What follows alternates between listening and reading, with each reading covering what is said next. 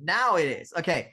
Once again, because I'm so amazing. It's August 16th, the third month, the third Wednesday of the month. It's office hours time, and I'm glad to see everyone here. The way it works is the session is being recorded. That means camera and microphone off is fine if you don't want to be shown on video. The way it works normally is when you record it, only the person speaking or sharing the screen is being visible. So just in case if you later on ask a question or stuff, you may actually be visible. Your lovely hosts, that is first and foremost me. I'm Chris, senior developer advocate at Timescale. I'm close to Cologne in a small city called Hahn in Germany, something that nobody even in Germany knows if they're not from around like a couple of miles.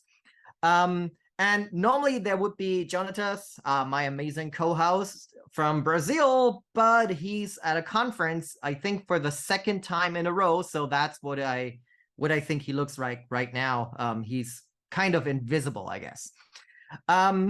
There is a few more Timescale folks here. After will show us a little bit about vector databases and pgvector and how we integrate that with Timescale.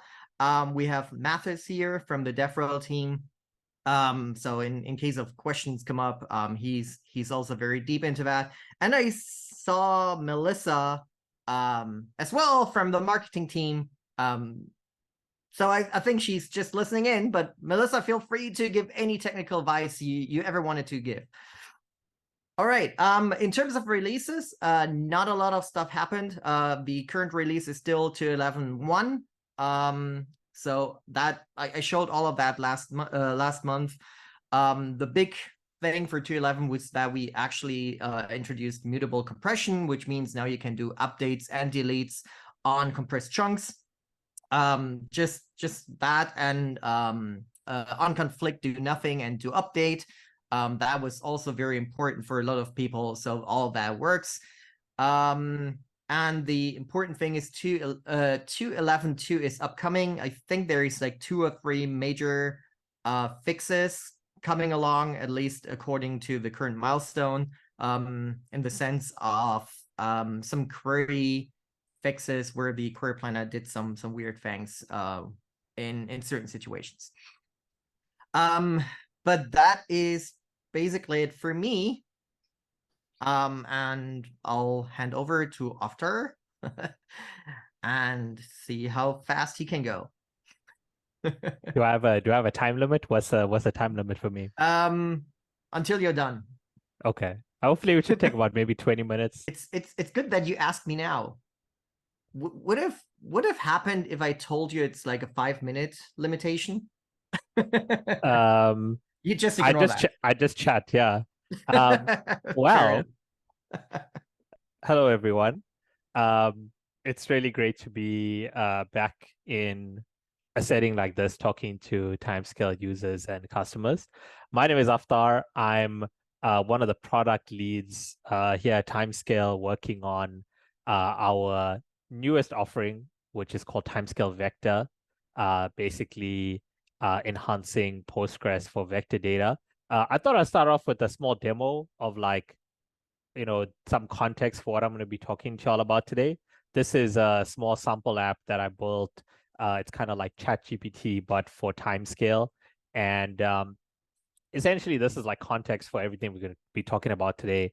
AI and vector data is something that I think has caught the imagination of almost every company and every product and engineering team. And this is an example of Timescale, Postgres, and OpenAI's GPT-4 in action. In this case, I'm asking it, what regions Timescale, the platform, is available in, and it's telling me, here are the regions, and not just that, but here's the sources of Timescale's documentation used. This is one example of something that you can build, or the kind of experience that you may want to give your users, very personalized, very context, high accuracy, high context answers using generative AI. So I won't keep going with that demo just because unfortunately it's a little slow because of GPT-4. But I'm going to switch over to the presentation that I prepared. And this is what we're going to be talking about today. So let me share my, full screen rather. Okay, can everyone see that? I think everyone can see it. Okay, so this is what we're going to be chatting about today. There's 4 things. The first one is I'm going to give you an overview of vector embeddings. And, if you've never heard of vectors or vector databases, this section is just going to give you a small introduction and get you up to speed. Secondly, we're going to be talking about pgvector. Now, pgvector is an open source extension for vector data in Postgres. We support it in Timescale today, and I'll give you an overview of what it is, how you can use it, and I'll be showing some code snippets as well. And then we'll go into a sneak peek of Timescale Vector, which is our product for scaling vector workloads on Postgres. And then lastly, I'll wrap up and take your questions. So let's get into the first topic, which is vector embeddings 101. What are vectors and why are they useful? So in the context of AI, a lot of the vectors, so a vector is just basically a list of numbers. That's the most basic representation I can give you. But in the context of AI and applications like ChatGPT and large language models, a vector embedding is basically a mathematical representation of a phrase that captures the meaning of that phrase as a set of values. Now, in this image that I have on the screen in front of me, I'm basically plotting hypothetical vector embeddings in 2 dimensions, but these embeddings can actually have as many dimensions, like over thousands of dimensions. For example, OpenAI, their embeddings have, I think, 1536 dimensions. And the idea is that, like, in this embedding space, vectors and points that have like a similar meaning will be grouped closely together. So you can see here, I've labeled this animals. This might be all the words or things that have to do with animals. This might have be all the words and things to do with food. And this might have all the things to do with computers. And then, for example, this one here might be Apple because it's like related to computers and food, like it's somewhere in the middle. So that's just some intuition for like, what is vectors? What are they doing? Why do we even care about this data type? They're basically a mathematical representation of words, but they, instead of being words, this could also be images. This could also be video. So that brings me to the concept of a vector database. So vector database, you can think of it as a database that efficiently stores and queries this particular kind of data, vector data. And there's 2 important concepts to understand about vector databases. One is called k-nearest neighbor search, or KNN. And this is basically saying, hey, how can I find the k closest vectors to a given vector? So for example, you might want to find the most similar phrases to a given phrase, the most similar images to a given image, or the most similar products. Let's say, you want to build a recommendation system. This is something that you'd need. And then another important concept is this concept of approximate nearest neighbor search, which is basically saying, hey, find me the approximate k closest vectors to a given vector with some sort of accuracy bound. And this is used when you get to like millions and billions of vectors and beyond, because doing an exact search would just take too long, and it wouldn't be feasible at large scales, which is kind of the scale that most production applications, and especially as we grow the amount of data and things that we want to index and search over, we need to use these approximate methods for vector search. So those are some key things that vector databases support. And then some use cases. So I actually showed you some of them already with the example that I showed in the beginning, but some key use cases, we have semantic search, which is basically searching the text by meaning rather than full text search. So for example, searching things related to food, but might not have the actual letters food in it. Another thing related to semantic search is this, well, actually, let me come back to that.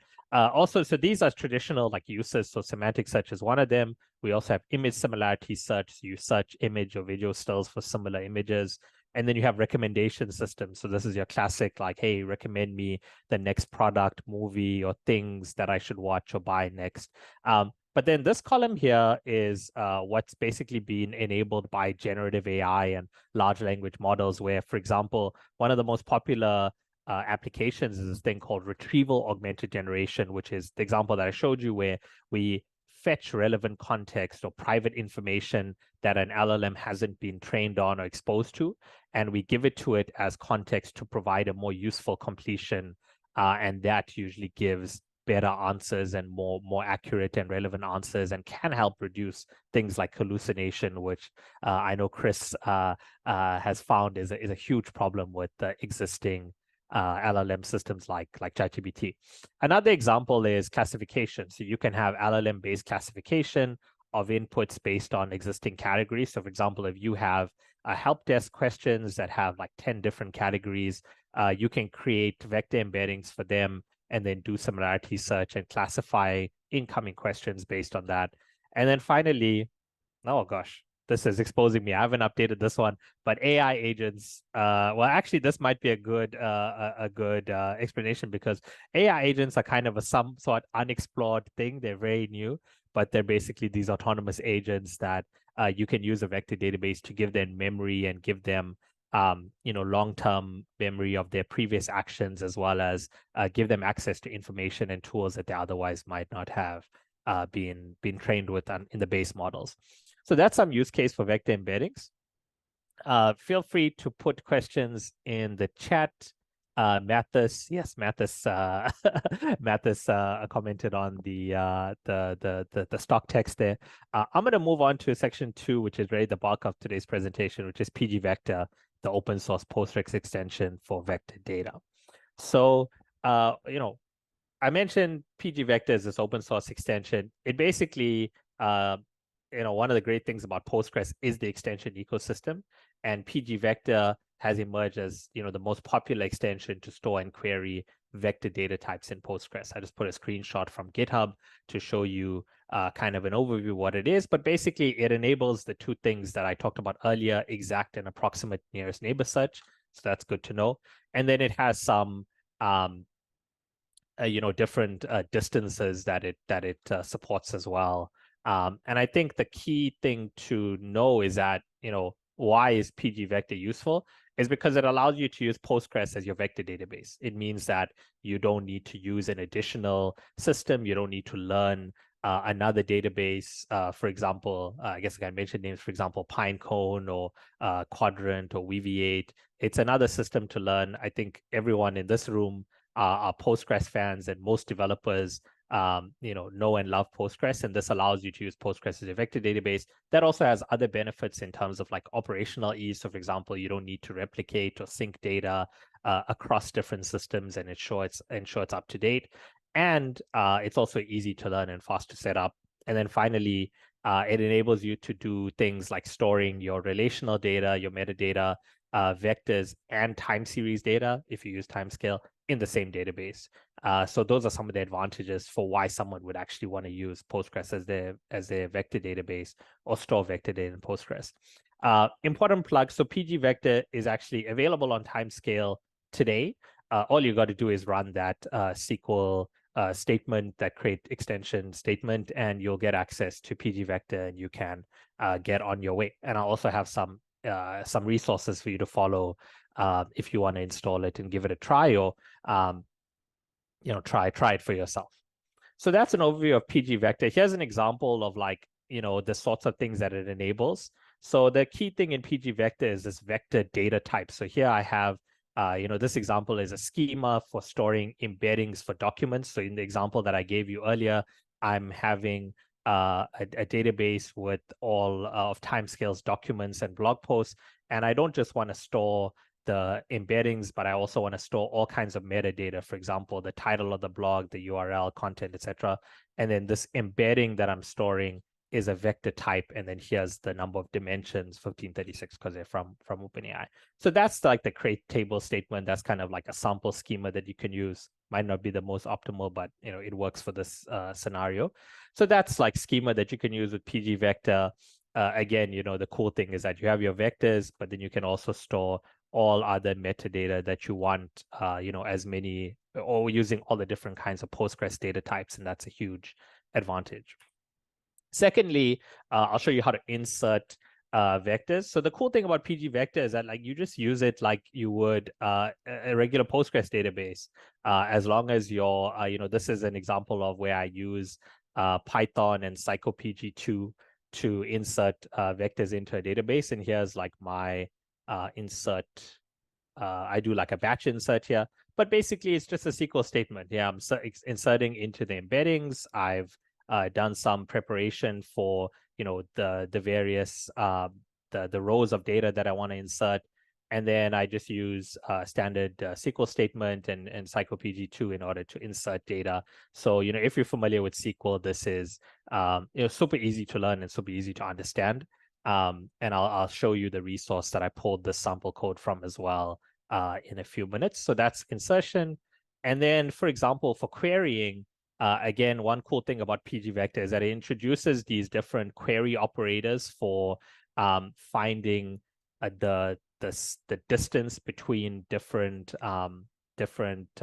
vectors. So what they do is, as I showed you in the initial example here, you'd say that similar vectors are close to each other, and so in order to define like a distance between this vector and that vector, there's different measurements that you can use.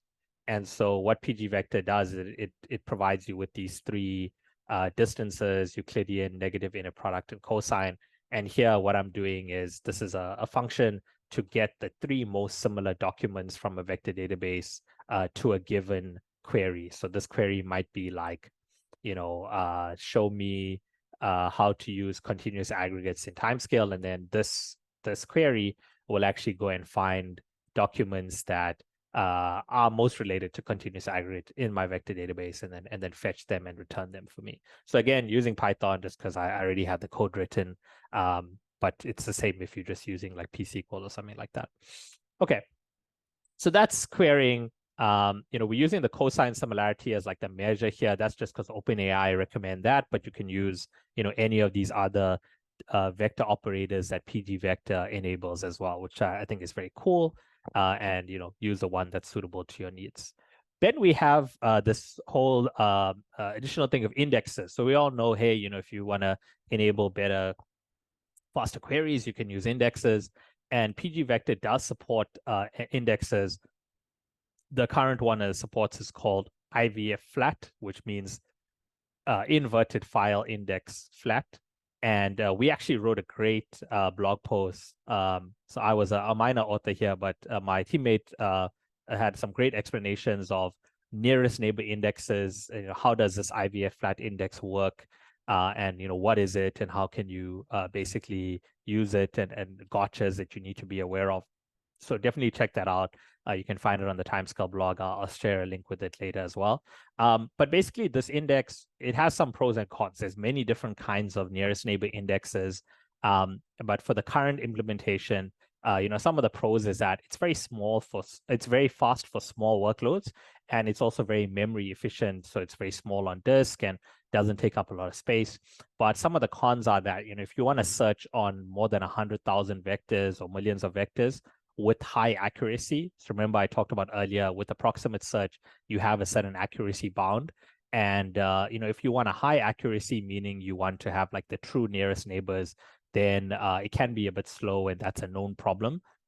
And then another problem that's, something that's operationally taxing is to periodically rebuild that index to deal with changes in your data. So say, for example, here's one mapping of like your data in the vector space, but what if you add new data points?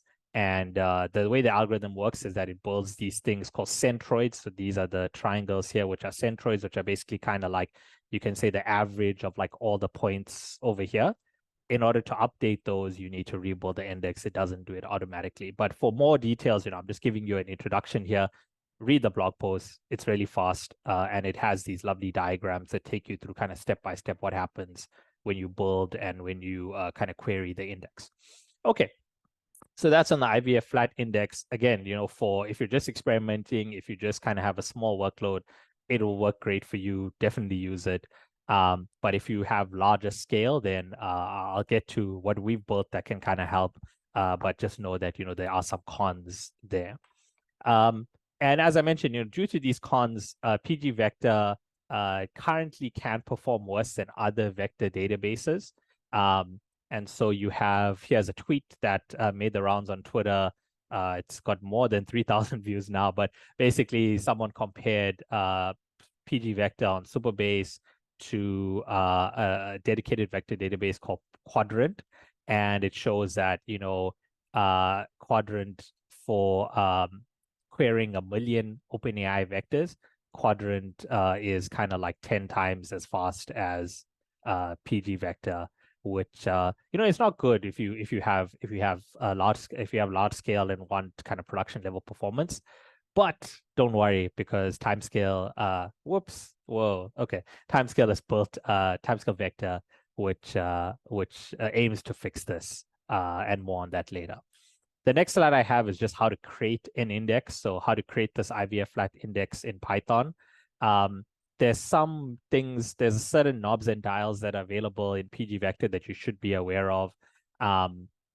Here's kind of the syntax for creating an index, like the general syntax. You have to obviously specify the table name, the column name, the index methods, and you get this like lists parameter. And here's some code for calculating like what this list parameter should be according to best practices. And then here's a code snippet if you wanna write that in Python. I won't linger on this. I can come back if people have questions. There's also other resources online. Again, one of the great things about Postgres is that other people have experimented and written about how to use it well. And so there's a lot of docs out there about how to like pick the best parameters for pgvector. Okay, so here's the resources. Chris already posted one in the chat. But there's a couple important ones. So the first one is this Timescale Vector Cookbook. We have a GitHub cookbook with all the sample code that I showed you in today's presentation in different repos there. So definitely check that out. You can clone that repo and get started, and it'll get you on your way. The second one is a tutorial that we have, which is basically creating and storing, create, store, and query OpenAI embeddings with pgvector. The link is here. We'll also share it in the chat and maybe in a follow-up email. I'm not sure how these office hours work. And then finally, LangChain. So one thing I'll say about LangChain, we've got some exciting stuff coming up with them. But basically, there's a whole bunch of frameworks that you can use in order to speed up AI application development with large language models. LangChain is one of the most popular. There's also other ones like Llama Index. We have a tutorial about how to use LangChain and pgvector together. And so you can check that out as a resource to follow. Now for something cool, which is Timescale Vector. So Timescale Vector, Postgres++ for AI applications. That's kind of how I think about it. And basically, here's some of the key things that we're looking at. This is a sneak peek. This is something that you guys are only getting to see because you're all in Timescale office hours. But basically, given the problem that you saw earlier, where pgvector really doesn't scale for these large scale millions and billions of vector workloads, we wanted to set out to basically do for vector data what Timescale does for time series data, which is enable you to scale with Postgres as your vector data, as your time series database, but this time with vector data. So basically, Timescale Vector, we aim to improve pgvector with faster search speed and higher accuracy, enabling you to store and query billions of vectors in Postgres, which I think is usually more than enough for most production applications. Some other features that we're going to explore in Timescale Vector are things like using time series and vector data together. So for example, storing chat history, efficiently querying vectors by time. This is something we've heard from folks who've signed up for the waitlist that's super interesting to them. And so that's something that will be covered under this new product. And we're also working on richer multi-attribute filtering. So multi-attribute filtering is basically when you want to search not just by the most similar vectors, but also search by maybe some sort of metadata filter as well. So like document type, most recent vectors, or certain other like maybe the owner, maybe the domain, whether it's public or private or something like that. There's all kinds of different filters you can add, but we're gonna be working on that. And in addition to the technical performance capabilities, you get all the production-ready features of the Timescale Cloud Platform. So that's a sneak peek of Timescale Vector.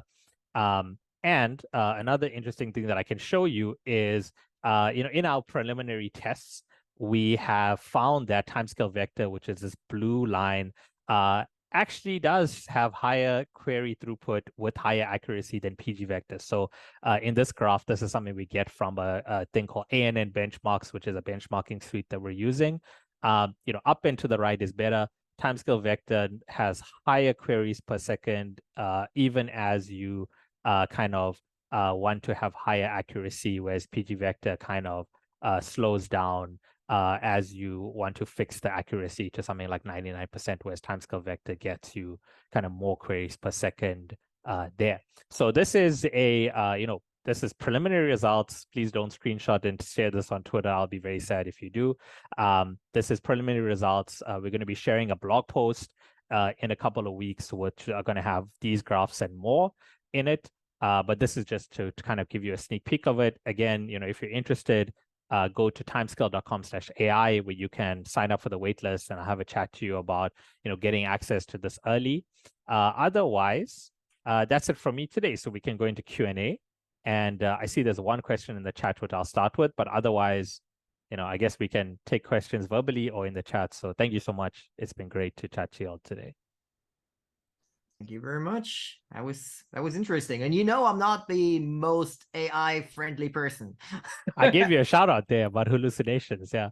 So I know. Yeah. And I've had quite a few of them with ChatGPT. Yeah. Before that. So, Francesco. Yeah. Oh, sorry. Go ahead. I just want to read the No. chat. I just wanted to say, maybe you want to start with the questions. Yeah. So Francesco, do you want to verbalize your question? Yeah, I see you got unmuted there. So why don't you go ahead? In your list of references, there was the PG Vector Cookbook repository on GitHub. Now, what is the code that it's written in? Is it SQL? Is it another language? For general access, what would you need to be able to use that? Yeah, so most of the examples in that cookbook, I just put a link to it in the chat as well. It's written in Python, so they're just Jupyter notebooks, but you can take, there is SQL statements in there. So for example, we use the popular Python library called psycopg2 to interact with a Timescale and Postgres database. That's what we have right now. What language would you want it in out of interest? We can probably work on that. Yeah. No, SQL is good enough for me. But no, if it's in Python initially, it's no problem. It's good to get something out that's useful, even if it's not exactly what everyone wants. That's right. And I think, as you said, for SQL, I'm just going to note this down. Maybe just having some, plain SQL statements or SQL queries as well. That might be useful. Thank you for that. That's good feedback. Math has had an important fact. He might need some Fortran examples, maybe some COBOL too. Maybe that sounds like a 2024 thing for me. That might take a while. Or maybe with ChatGPT they can write it. So that would be really interesting. Is there actually a Postgres connector for Fortran? It probably is. I don't think I want to know. Any other questions? You can either jump it in the chat or just speak up. All right. Thank you very much again, After. That was really interesting because I looked into pgvector and it didn't really make sense to me beforehand. So that was quite good for me. Thank you. Yeah. Again, I don't believe I'm saying that. No, I mean this is no, but seriously, I actually read the blog post about the nearest neighbor index, and that was already really interesting from a technical perspective. Exactly right. Yeah, as I mentioned, this is just an introduction. the blogs are there for folks to read, and in the next maybe 2 or 3 weeks or so, we're going to be publishing some more content about Timescale Vector and more of those kinds of explainer posts about, what's happening under the hood, so folks can get like an intuition for it. So, if that's interesting to you, let me know. And again, timescale.com/AI, that's where you can sign up for early access to everyone on the call. All right. There's probably some people or some questions coming up on YouTube later on. So we'll let you know. All right. Well, with that, let's go to the general Q&A and see if somebody has some questions. I know that Francesco put some questions in the chat today, and we got those answered. But maybe you have some more, or somebody else. Actually, yeah. Chris, regarding the upgrade, because we're talking now about upgrading a timescale cluster. Yes. Now, I'm a fan of the Red Hat Linux operating system. I have this installed, and it's very simple in its use for updating and modifying existing packages. Now, I've noticed also in the timescale docs, they are very simple, the upgrades, although there is some complexity to some of the upgrade procedures. But in general, I found that a simple yum update or a yum installed package for example, what was I saying? In the package management, for example, if I wanted to install a new edition of Timescale, for example, Timescale 11, I would only need to do yum install TimescaleDB /2.11.0, for example, and it will update it, and the repository gets updated instantly. There isn't this kind of having to jump from minor edition to the next one up, which is what it seems to be the case with the actual documentation. So I'm thinking there is an argument for doing it this way. However, I noticed when you say do a yum update Postgres SQL, it all gets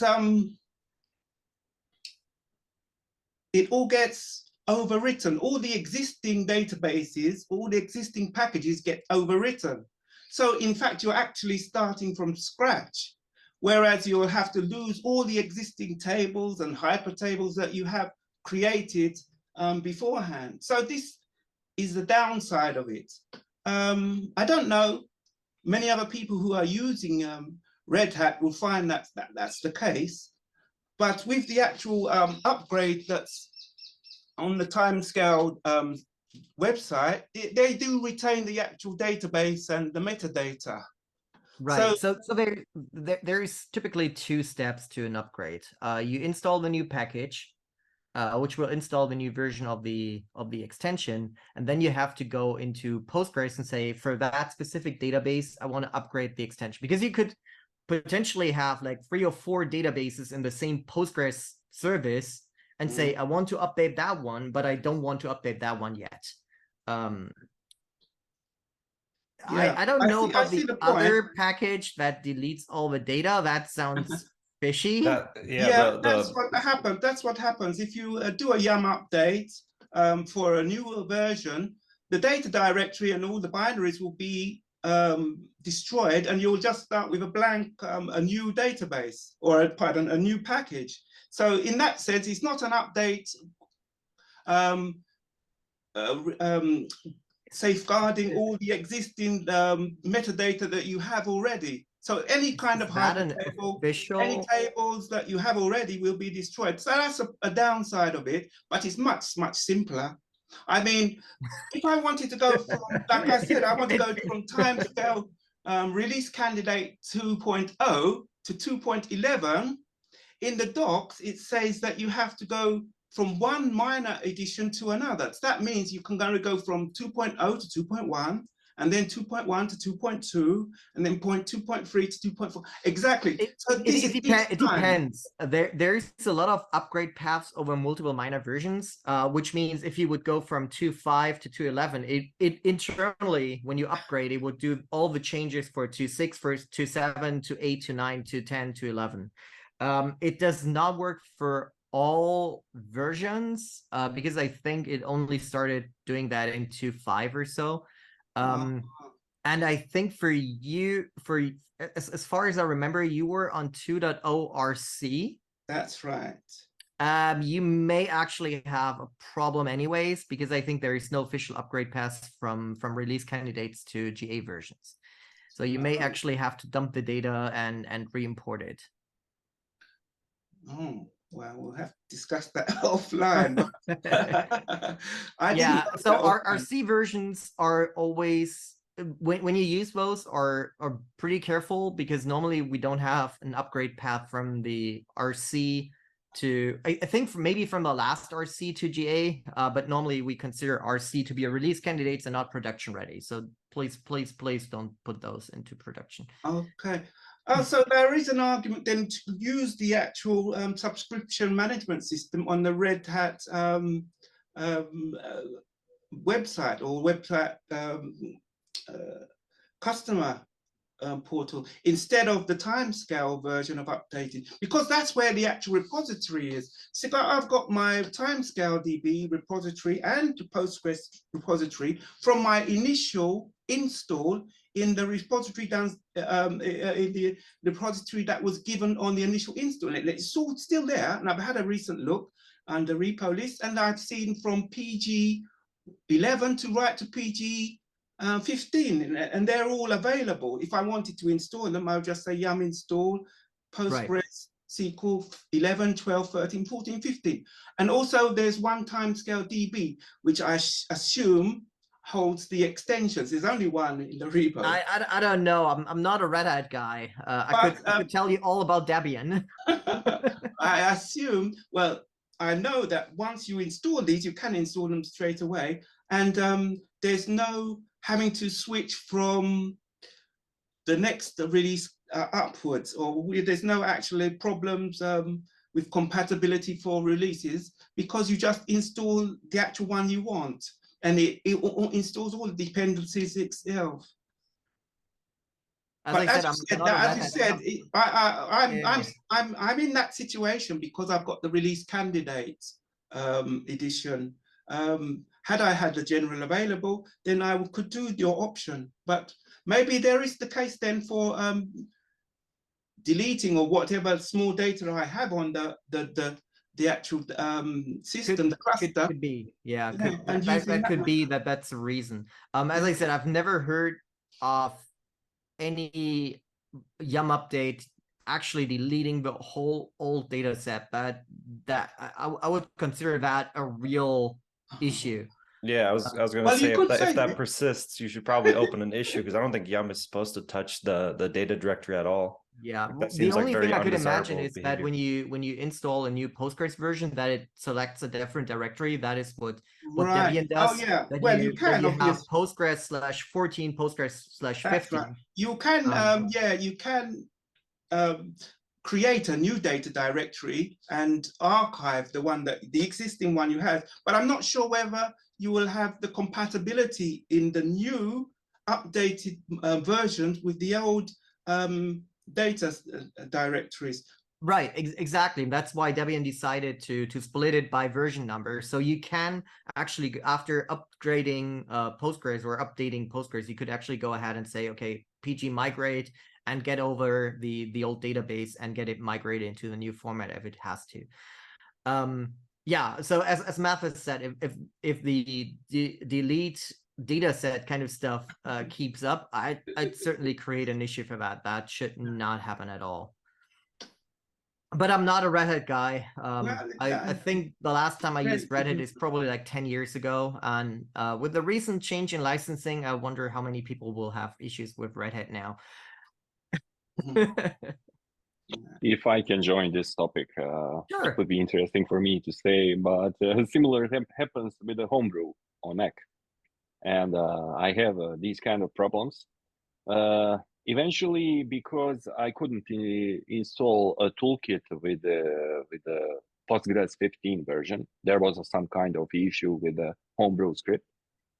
I decided to build it manually, and I'm building Timescale and toolkit manually, installing it. But there is another issue. If homebrew updates Postgres version 15, everything is deleted, and I'm starting from scratch. All extensions directory does not exist. Yes. Not only that, but the problem with homebrew. I mean, we're compiling timescale extensions quite a few times a day when we're working on something, and every time after I run homebrew update, I have a new OpenSSL version, which has a different path and needs to be reconfigured. And yeah, I hear you. I think that's why I don't know if we do officially, but I think especially internally, it's always recommended to use the Docker container and just a persistent volume, because then you don't have to deal with package managers and all the rest. You just have a Docker container and that's it. And that's how I do it. Like I pretty much always have a Timescale container running because it's just the easiest way to do it. And it's portable too. So that's fun, right? Yeah, same here, except for the local version that I'm working on or something. I normally use the Docker container because it's just easier. Anything else? All right. I think that is good. So let me share my screen for a second again. Thanks for joining. The office hours are every third Wednesday of the month. So that means the next one is, I think, September 20th. I'm not 100% sure. Maybe 20th, but we'll figure it out. We'll send the announcement. Otherwise, join Slack and the forum. I think everyone here is in Slack. And if you want some one-on-one time, just let us know. We have 15-minute slots in case there is something a little bit more to discuss. But you all know, you can always drop your question into Slack and get an answer, or into the forum and get a longer answer if you need to. With that, as I said, I think the next session is September 20th. That's the date that I looked up on the calendar. There is no invite yet, so it's just me guessing. But I think based on the rule for Wednesday, it should be that. So yeah, thank you very much for joining, and see you next month.